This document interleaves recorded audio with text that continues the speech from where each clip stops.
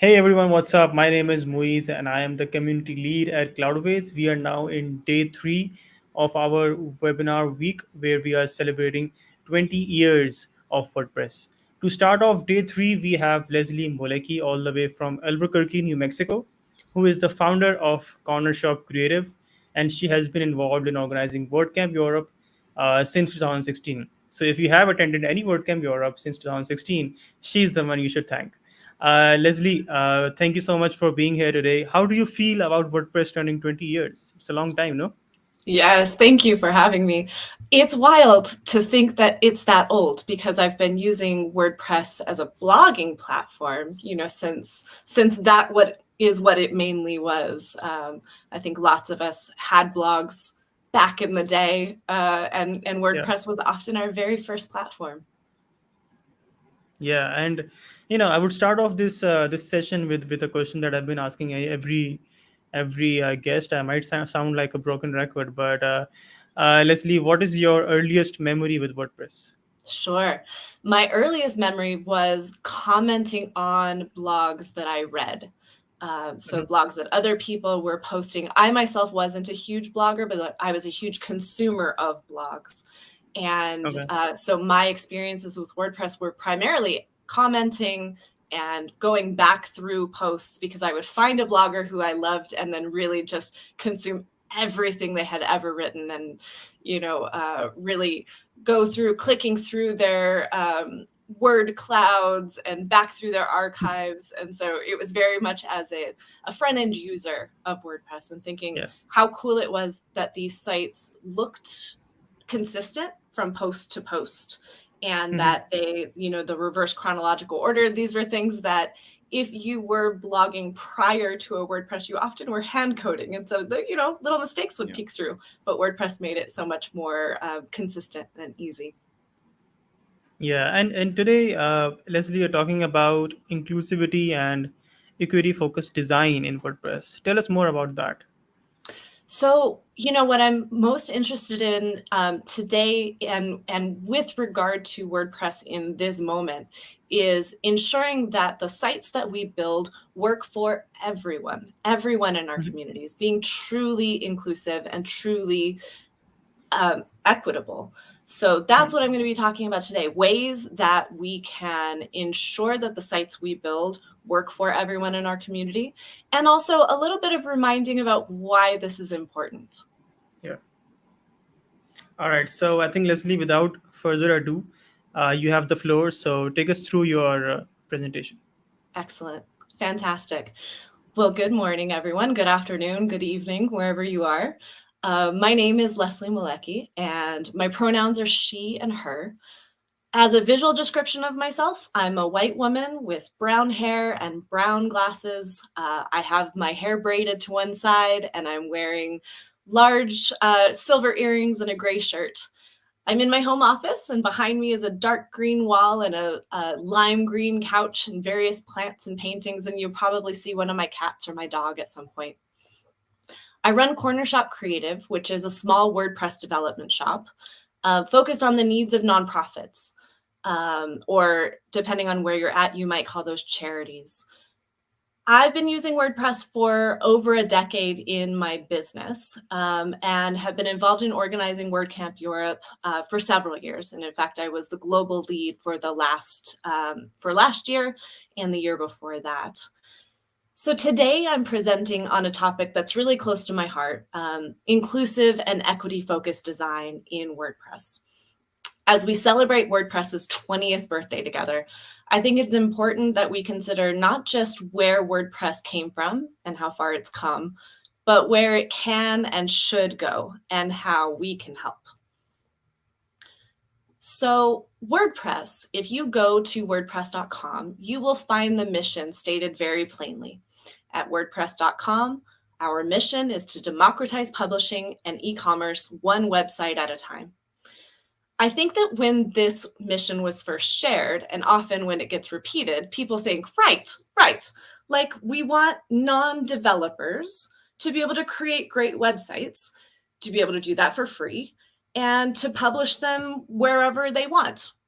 Democracy, right?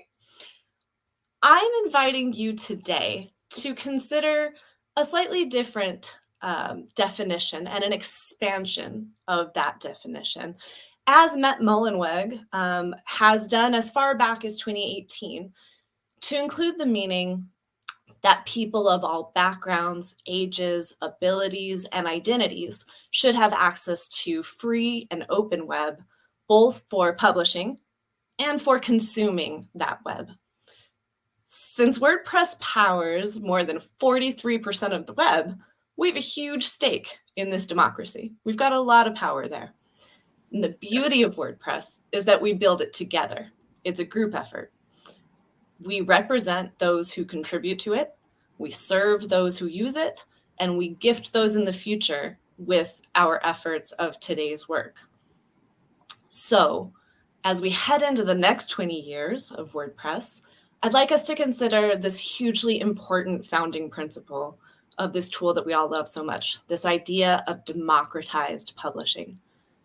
What does true democracy actually mean? Well, it means that everyone, the entire democracy, gets to participate, regardless of their ability, their age, their creed, their bandwidth, their screen size, their browser, their gender, their sexuality, their ethnicity, their nationality. It means that our websites need to work for everyone. And importantly, it means that we need to consider the needs of traditionally underrepresented people and excluded groups in our designs.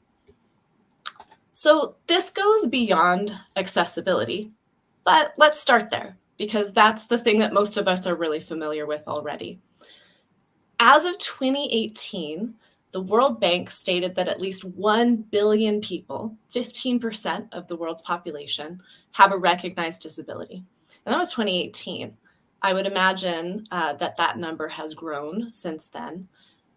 And when we consider disabilities, we need to consider long-term disabilities such as partial and total vision loss, color blindness, light sensitivity, deafness, sound sensitivity, difficulty or inability to use limbs, as well as the full spectrum of cognitive impairments such as intellectual disabilities, neurodivergence, things like ADHD, autism, dyslexia, all of those things that we do traditionally consider disability, but also temporary disabilities, such as a broken hand. So you can no longer mouse with the hand that you normally mouse with. You can no longer type the way you normally would. But also our aging population. So our grandparents who have difficulty with hand-eye coordination. In the past, we were able to sort of say, well, these folks don't use the internet so much, so we don't have to worry about them. That's not true. My aging parents are definitely using the internet and are increasingly frustrated by how things are working or not working. So let's talk quickly about some examples of accessible web design. Many of these will not be new to you, but some may. Alt text is an example of accessible web design, ensuring that your images have words attached to them that describe what they are, so that people who are using screen readers and cannot see your images with their eyes, when their screen reader actually reads out the page to them, that there is a description of that image for them so that they're getting meaning from what you put on your sites. Similarly, having meaningful hyperlink text. So not just the words click here, but more like visit the Cloudways webinar series and have that be your link so that when people are using a screen reader, they understand what they're about to visit. Mobile usability is an example of accessible web design. Allowing folks to zoom in on different parts of your web page is a great example.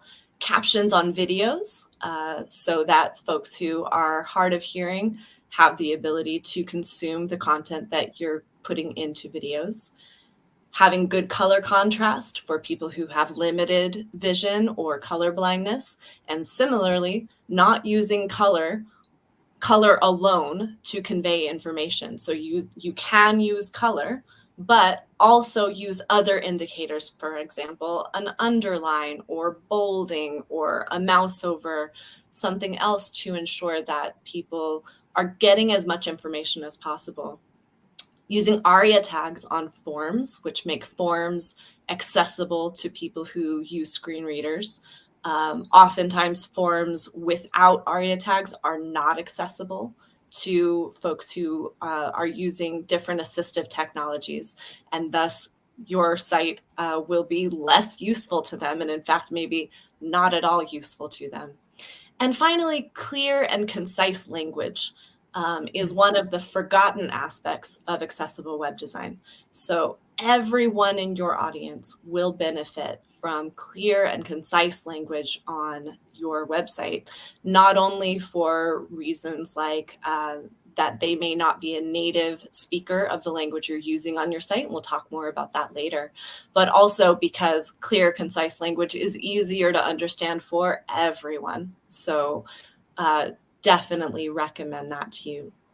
Now, one of the really important aspects of accessibility, or one of the things that supports it the most, is what's called WCAG. It's pronounced differently in different communities: WCAG, WCAG, WCAG, the Web Content Accessibility Guidelines.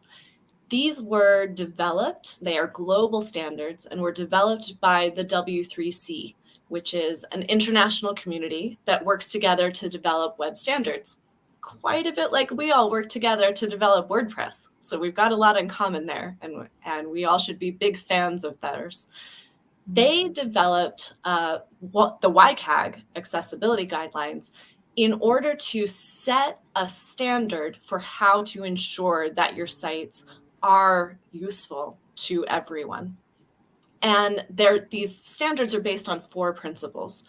The first one is that the sites be perceivable. So while many people can see an image, alt text makes that image perceivable to those who have visual impairments and cannot see it. The second is that the site must be understandable, so that it is using those standard processes and procedures that we're accustomed to on websites. So for example, when I click a link, I go somewhere. Text that is underlined is a link, things like this. So easily understandable by everyone who visits, following a pattern that is accepted. The next is operable. So many people use a mouse and a keyboard to navigate your website, but you shouldn't just rely on that. You should make it possible for people to accomplish the same things on a website using a screen reader, using a mouth-operated device. All of these things that you cannot just assume that someone will be using their hand on a mouse. So your site must be operable. And finally, robust. So many people use a very powerful desktop computer and a fast internet connection to access your website, but you shouldn't assume that that's the case. So your site should be also offer a good experience to folks on a mobile device with a very small screen, and also to people with low bandwidth. Now, when it comes to ensuring that your site is accessible, there are lots of ways.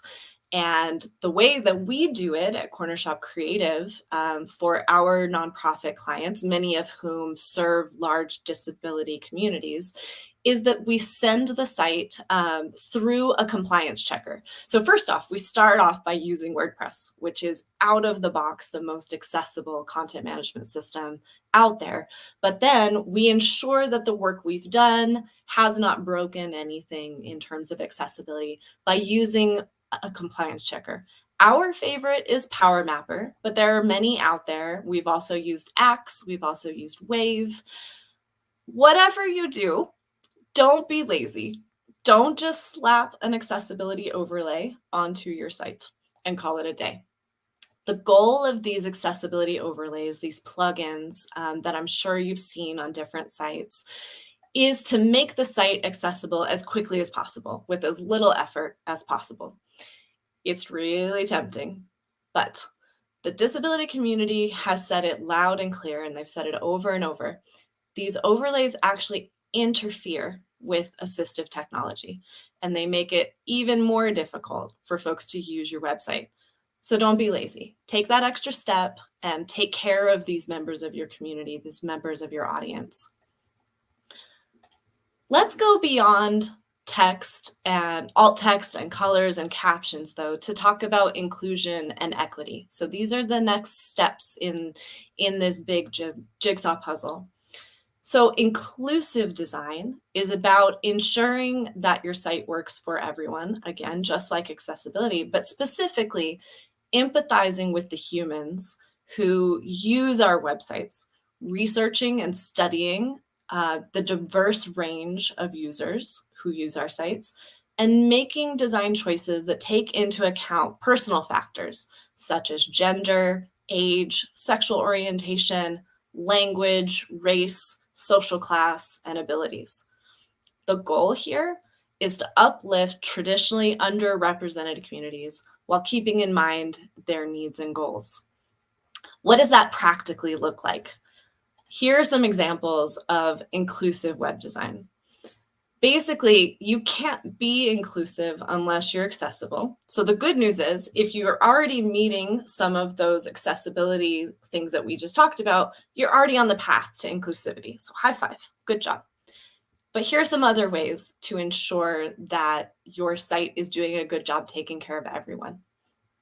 One of the first is diversity in photos and icons. Stock photography for many, many years has been, honestly, a sea of white faces. They have all been able-bodied. They have had shining white teeth. They've been dressed in business clothes, gathered around conference tables. I mean, they have not been real, right? Now we have access to far more inclusive photos. We have different gender expressions, we have different ethnicities, we have different clothes, different abilities. When you add images to your websites, make sure that you're adding real images, pictures of real people. Use photos of larger bodies, use photos of bodies in wheelchairs, use photos of older bodies, casually dressed bodies. When you're choosing photos for your website, ask yourself, do these photos look like me? Or do they look like the people that this website serves? They should look like the people your website serves. Do they look beautiful and perfect? Or do they look real? They should look real. And we do that in order to be inclusive. We do that to make our sites look like the people who are going to use them. The next area, and actually one of the biggest and easiest places to ensure inclusion, is through the language that we use on our sites. So you can start, first of all, by making sure that your site is easily readable. This goes back to what I was saying a moment ago about using simple, clear, concise language. A tool like Yoast SEO can help you with this because it will ensure, it will sort of grade your readability as you go along. And we used to talk about writing at a 5th grade reading level or whatever, but that was also kind of uninclusive, right? Because that 5th grade reading level was a US-based idea, so US 5th grade. Now we talk more about just ensuring that the content on your site is as simple as possible. And why? Why do we do that? Because your site is going to be used by all sorts of people from all sorts of backgrounds, many of whom, for whom, the language that you're writing on your site is not their first language. So it needs to be simple in order for them to understand. So here are some of the ways that you can help those people who are using your site. You can offer translation of the site, either automated or human translated, up to you. This removes a huge barrier for folks who do not speak the language that your website is in. You can avoid harmful language that might remind someone of a traumatic experience or traumatic experience they're currently having. Avoid using ableist language and steer clear of questionable humor that might hurt people. These seem really obvious, but I think some people don't even recognize that they're using ableist language sometimes. And I don't want to hurt anyone right now by shouting out some of these words that can be said. But if you're not certain what I'm talking about, go do a Google search for ableist language to avoid, and think about what you may accidentally use in your own day-to-day and in writing on your site. And when it comes to the humor on the site, just make sure that you are not using humor that you wouldn't use with your religious auntie in the room. So make sure that you're just taking care of everyone and keeping things clean. On top of that, and this one's pretty easy, don't use confusing language like acronyms, abbreviations, jargon, idioms. Spell things out and explain things for new people. Don't assume that everyone is from your culture. Don't assume knowledge. Don't assume that people have the same information that you have. Think about it like you need to be introducing them for the first time to the things that you're explaining. And finally, use gender neutral language, opting for they rather than he, for example. This is far more inclusive than what our grammar teachers taught us to do when we were school kids. Now, the good news, the big bonus of all of this is that easily readable text that avoids acronyms and abbreviations, that avoids jargons and idioms, that uses clear, concise language is also good for SEO. So in addition to taking care of the humans, you're going to be taking care of those search engine spiders who help more humans get to your site. What's not to love? Another place that you can ensure you're being inclusive on your site is in your forms and surveys, ensuring that where you ask people to self-identify, you give them really a wide range of options for gender, ethnicity, race. So include as many options as possible and even consider allowing free entry. This will ensure that you don't accidentally cut out a group of people who are users of your site. A really good example of this, not as a drop-down, but again on a form and inclusive design, is that the example of surnames. So around the world, there are many, many different variations of surnames. US-based and North American folks tend to code form fields using last name. But that last name doesn't actually accommodate everyone in the world, especially if there are restrictions like character limits, if there are restrictions like you're not allowed to use hyphens in the field. So this excludes people. As an example, on its support pages, TaxSlayer, which is a tax filing software, had to switch up the way that they offered their name fields to allow apostrophes and accented characters and hyphens. So take this as an example for your own forms to ensure that you're taking care of people with names that are perfectly normal in their countries, but maybe a little bit abnormal in your country. We are a global community. Let's talk now Uh, about Leslie, just to add, I just googled what you mentioned, ableist language to avoid, thank you. and just uh, got enlightened on how many times that we use these words without Yes. actually knowing. Yeah, so it's this session is actually very educational for me as well, because obviously anyone who is working in web development or is working in hosting or who has any link with designing websites, I think Mhm. they should be informed on these things. And Leslie, on that note, I just would like to make an announcement that for our viewers that are watching right now, that they can enter a giveaway that we are running right now on Cloudways, where they can win $100 in hosting credits.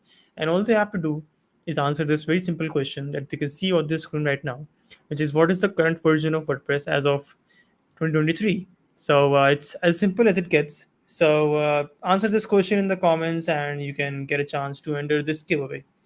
And with that, Leslie, you can continue your your amazing presentation. Thank you. Well, I'll talk about equity while you're thinking about the answer to that trivia question. So Okay. equity is the idea, basically ensuring that everyone gets access to the same opportunities. It's recognizing that the sameness doesn't actually work for everyone. So here's some examples of this. Historically, we have accidentally left underrepresented groups out of opportunities because of our design processes. So for example, our restrooms in public places have historically only had options for male and female and no options for folks who are non-binary. We have one famous example is voice assistants like Siri, you may use on your Apple phone, were originally used were tested on and developed on male English native speaking voices. And so when early versions of this technology were released, they failed for people with female voices, people who were non-native English speakers. I observed this happen myself in a hospital recently, where the folks who worked at the hospital had this super cool kind of Star Trek-like badge that they could push, and it would call a central operator and then allow them to call into a different room or call a supervisor. And this worked fantastic for the male nurses who were serving my family member. But for the female nurse who had a thick accent, she was not a native English speaker, it was miserable for her. So this is a fantastic example of that, where the technology was not developed with her in mind. It was developed only with that majority in mind. So we want to be certain when we're developing our sites that we're considering everyone who's going to be using them. A very good example of that, and something's easy for us to keep in mind, is ensuring that our websites work on large screens, small screens, high bandwidth, low bandwidth, ensuring that we offer folks the ability to change their security settings so that their information is safe, especially for those people who may use screen readers and other assistive technology. They rely on friends, family, caregivers to browse websites, to fill in forms, to pay bills. And sometimes because of that, their information is exposed against their will. We need to think about those folks when we're developing our sites. So here's some more examples of ways that we can ensure that our web designs are equitable.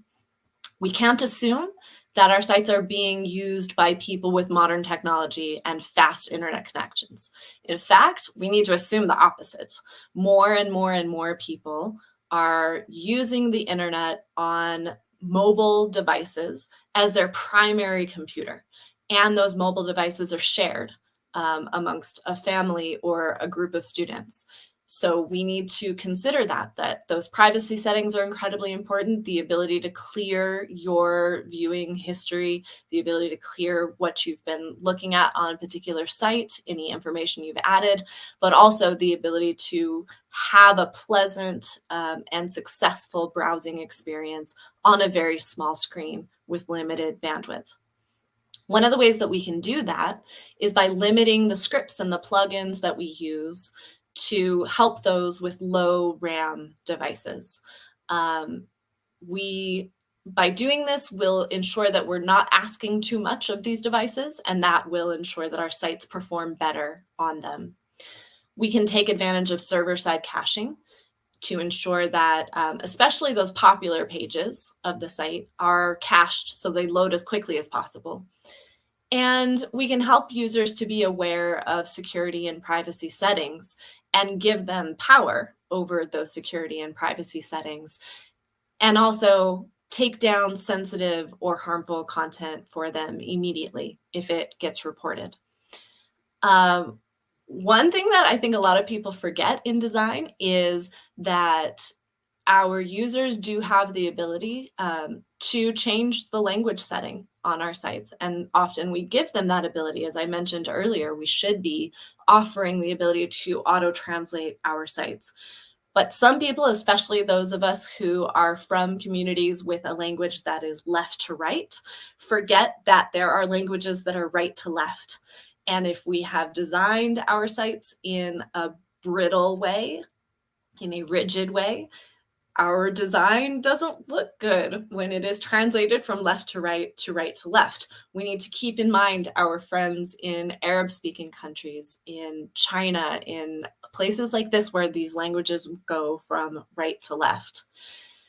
Another thing that I think a lot of folks thankfully don't have to think about, but should be thinking about, is an exit button. So if, for example, your site serves a group of people who are endangered in some way, so LGBTQ teenagers, for example, trans people, people dealing with abusive spouses, if your site has content for these people, you should offer them an exit button that is always available, so that if an unsafe person should walk into the room while they're using your site, that button is very easily available and it takes them to some non-offensive site, google.com, for example, where they can't be found out, they can't be victimized for using your site and consuming your content. This is a really good example of inclusive and equitable design. And finally, and probably the very most important thing you can do, is to test your designs with real people, not just your team who's being paid to think that your site is great, and not just your customer who is being paid to think that the site they're paying for is great, but real people, the people who don't have any stake in what you're doing. Find people who use slower devices. Find people who are from different abilities, different cultures. Ask them how the site performs for them and take their feedback seriously. This is by far the biggest thing that you can do. And this really is empathy.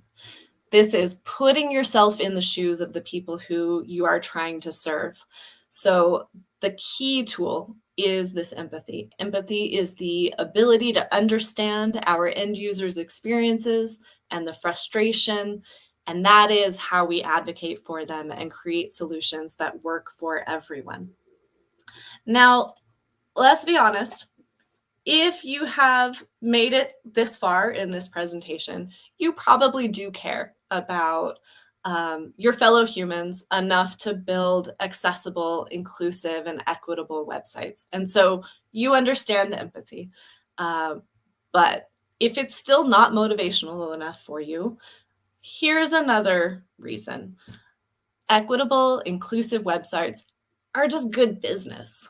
They ensure that your site, your product, your service can be consumed by as many people as possible. And you can think of that as many customers as possible. In addition to the 15% of the world's population that require accessibility considerations, you'll be reaching other people who are traditionally underserved, those with smaller screens, slower internet connections, in noisy environments, folks who are often ignored. You can consider that untapped markets. You'll be reaching people who otherwise are being ignored. And these folks, they have strong communities. They take good care of each other, and they act as guides for one another in terms of selecting brands. So they'll tell their friends about you. You can consider that free marketing. So if empathy doesn't work for you, consider this. It's good business. When I worked with politicians, my non-politician colleagues and I called this doing the right thing for the wrong reason.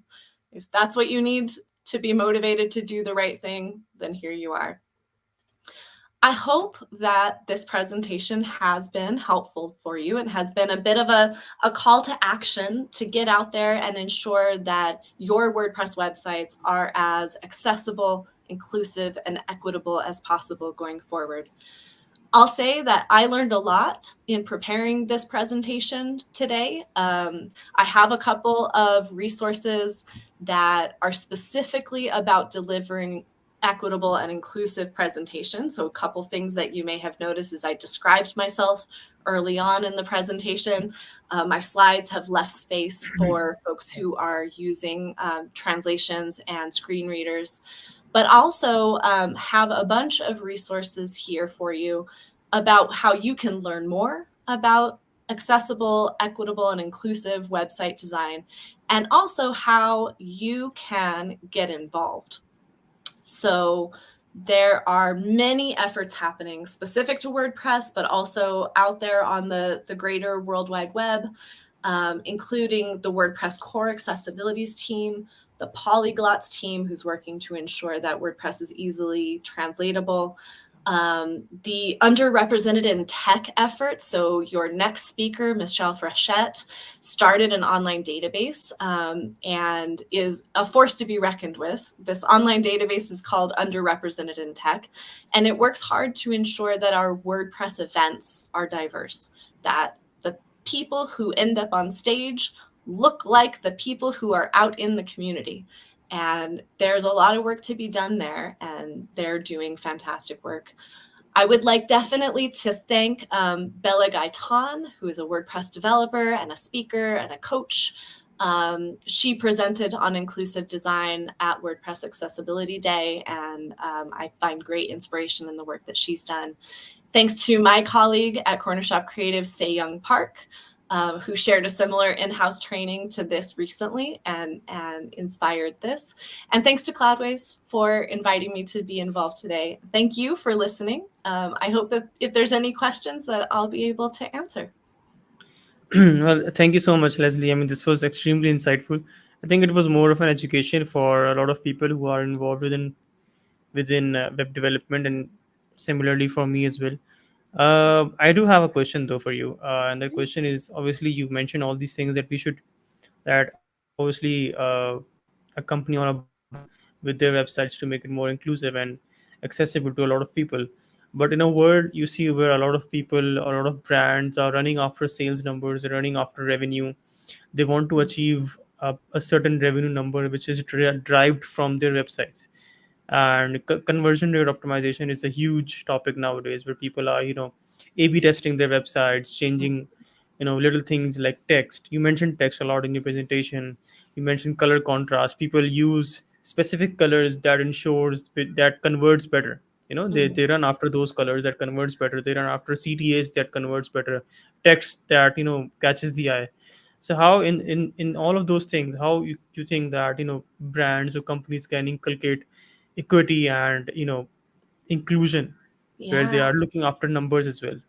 That is an excellent question. And I think it's really actually a question for humanity, right? It's not a question that we're just asking as web Yeah, developers and business owners and people who are looking after the bottom line of a web company, but it's a question we as humans are asking ourselves about our habiting this planet, right? yeah, And what I mean by that is when we think about only profit, when we think about only those numbers and increasing them, well, then we can say, let's pollute everything because we make more money when we pollute. Let's yeah, not worry about recycling. Let's not worry about energy efficiency because recycling is expensive. Energy efficiency is expensive. So it all comes down to saying, while this thing is important, this other thing is also important. While I hmm, want to optimize my site and make as much money as possible and get everyone to convert, I yeah, also need to take care of the humans who are visiting the site. So, how do I do both of those things at the same time? And that is a much more fun challenge than yeah, how do I ensure everyone's converting? yeah.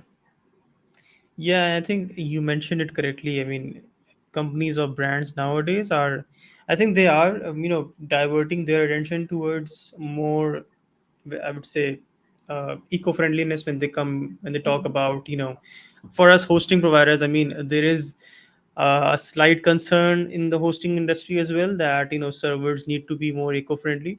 Mhm. And that is something that is coming along, very new in the industry, but it's there.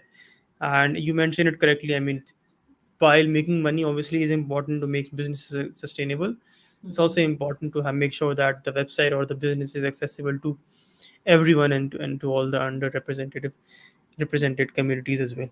So Exactly. Yeah, Leslie, I would like to thank you again for this wonderful session. This was extremely insightful and an eye opener for me as well. Um, if you have any ending remarks, you're more than welcome. Thank you. No, just a thank you to everyone, and again a call to action. Go and make the world a better place through your WordPress websites. We have an enormous amount of power as the people who contribute to WordPress and build websites in WordPress. So go use it well. All right. Thank you, Leslie. Thank you so much for being here. I know you are very busy nowadays, but thank you so much for taking your time out and doing this for us. Well, guys, this was Lesley Molecke from Albuquerque, New Mexico, telling us about inclusivity and equity focused design in WordPress. But this is not it for day three. We have Michelle Frechet next up with a very fun session on more or less the same topic, but it's not exactly the same. Leslie was very worried about that earlier on, but it's about inclusion and equity within the WordPress community, how WordPress community should be for everyone, whether they are from whichever religion, race, ethnicity, sexual orientation, and other things. So, thank you so much, Leslie, for being here. Thank you, everyone, for watching, and stay tuned. We will be live again in 15 minutes with Michelle Frechet.